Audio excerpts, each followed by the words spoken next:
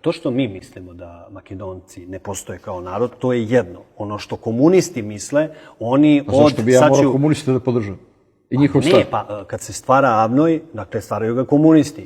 Kako oni smatraju, sad ću vam reći tačno i koja godina je u pitanju kada počinju da smatraju, nije bitno da ne tražim sada, ali mislim da je 38. već smatraju da i Makedonci su kao posebni narod. Dakle, ni makedonski narod, ni srpski narod u Srbiji nisu imali predstavnike u Avnoj. To je notorna činjenica.